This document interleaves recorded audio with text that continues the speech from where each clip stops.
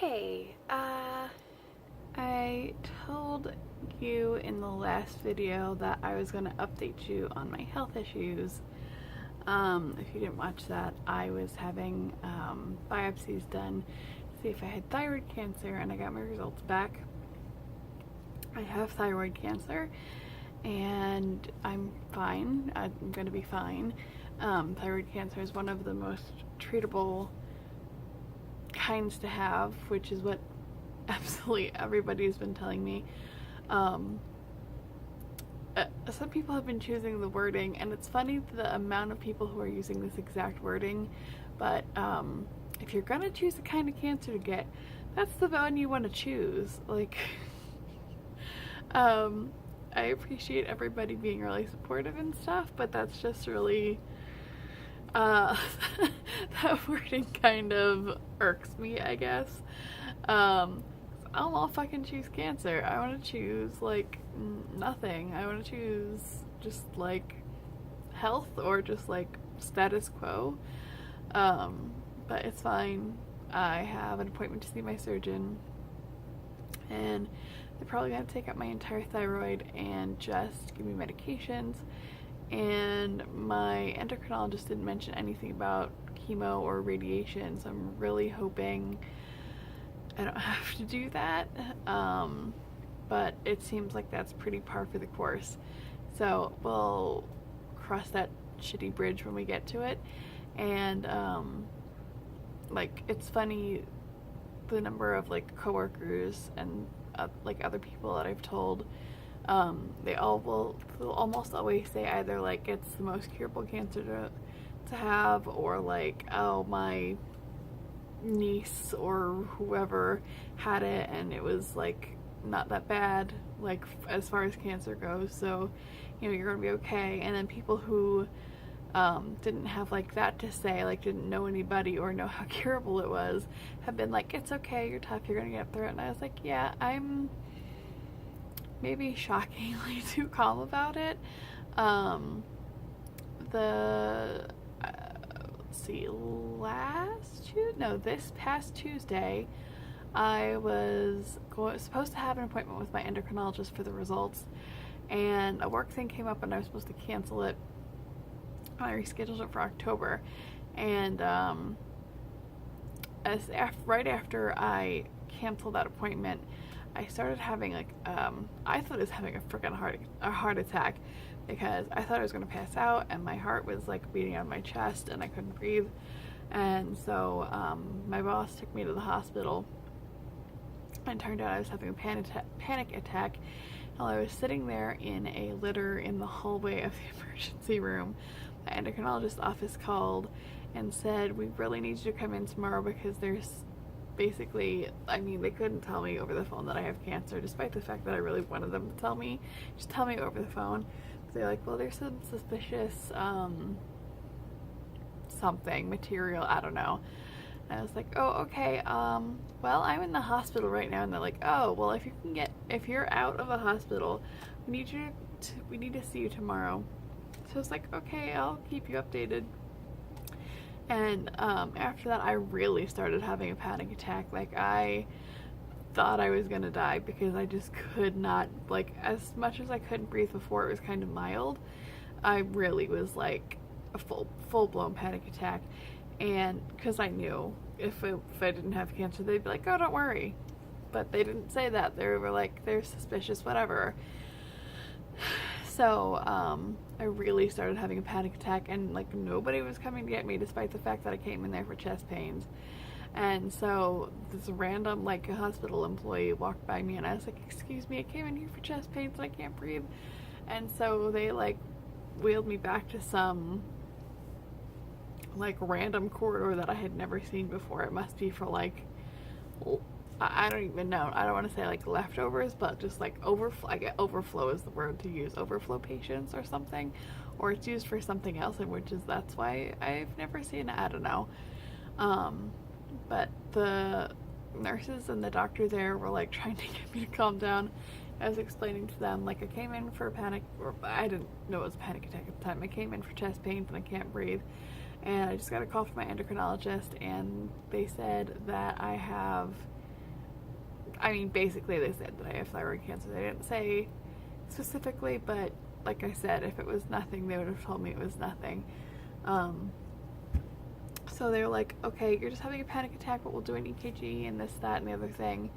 And so I was laying in there, like, really, like, I really thought I was gonna die because I was having such a bad panic attack. But they gave me some Ativan, like some really heavy strength Ativan. That's the kind of stuff that I use, like, before a flight, but they gave me, like, double the dosage I would take for that. It's quadruple. And they're like, if you feel like you're gonna, like, fall asleep, just, you know, let yourself fall asleep. You usually, like, wake up feeling better, and we can still do testing, and then you can, like, I was trying to explain to the doctor in the middle of not being able to, like, breathe. I was like, I got a call from my, like, trying to get breath, plus I was crying, plus I couldn't breathe. So they were like, okay, we're gonna leave you here, here's a bell, let the medication work, you know, your EKG is fine, your blood pressure is fine, it's not your heart, just continue to, you know, whatever, like, try to breathe. So before they left me, they got me somewhat calmer, and then I just, like, let the medication take over eventually. I was like doing breathing exercises and shit, and I did pass out. I did fall asleep, and they came back and were like, are you feeling better? I was like, yeah, I feel almost perfect, except my chest still hurts, but this time it feels like if you use a muscle too much, that, like, tired muscle feeling, that's what my chest felt like. Like, yeah, because you're having a panic attack and your like chest muscles were going crazy. It's like, okay. So then I explained everything to them, and they're like, you know, you should really go see your endocrinologist tomorrow. And I was like, oh, but because I don't know, I'm a weirdo. I was like, I promised that I would be in for this work thing, and my doctor was like, you're not allowed to go to work tomorrow. I'm giving you a work note. You're gonna go to your endocrinologist. They said you show up at 9 o'clock. You don't even need an appointment. Just go there. I was like, okay. And I texted my boss, and she was like, okay, will you be back on, like, that was Monday, so will you be back on Wednesday? And I was like, yeah, I should be fine. So I went to my endocrinologist the next morning, and it went from you have suspicious whatever to you have thyroid cancer. And so he's like, well, you know, this is what we're going to do. Do you have any questions? And I was like, not really, because this started back months ago, and I've been doing a lot of research. So any questions that I have, I'm going to have for the surgeon, like chemo and stuff. So I have an appointment for that in a week, not this coming Tuesday, but the following Tuesday, and we'll get all that kind of stuff sorted out, and I think I'll be fine. And everybody is like I said, everybody's being really supportive. So some people are like, hang in there, you'll kick it. Some people are like, oh, you know, thyroid cancer is nothing. And some people are like, I don't know how you're even here at work today. And I'm like, I feel nothing about it right now. Like, I had a panic attack, and during the testing, like, when I had my biopsy, I was like crying and afraid. And when I had my ultrasound, I was like worried that it was going to come back with suspicious results, which it did, which is why I had the biopsy in the first place. And I think, like, maybe once I'm closer to that appointment or closer to the surgery, I'll get nervous again. But for right now, I feel fine because there's really nothing I can do. Everything that can be set in motion so far is set in motion so far. And so yeah, we're just working on that. And the thing I was the most concerned about was my grandfather had thyroid cancer, and he had to have his thyroid operated on 4 times, and he had to have radiation. He lost his voice. And not, you know, aside from just not wanting to lose my voice, my job, my main thing is to talk to the patients that come in, whether it's to check somebody in, to check somebody out, to answer their questions, to take phone calls. Like, I'm talking all day every day, so I can't lose my voice or I'm gonna lose my job. I'm like, people can't hear me so as it is because I'm soft spoken and it's loud in there. If I lose my voice, I don't know what I'm gonna do. So that's the thing I'm the most nervous about, because like I don't know, like I really don't know what I would do, but we'll cross that bridge when we come to it. So that's it for that part of the video, and I also wanted to quickly tack on to the end.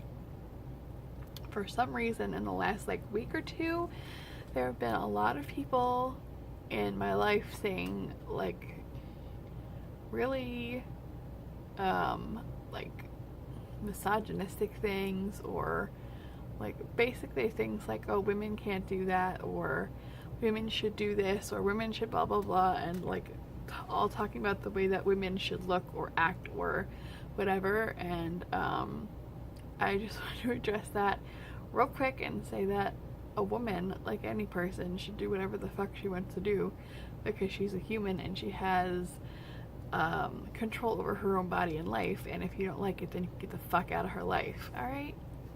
Thanks.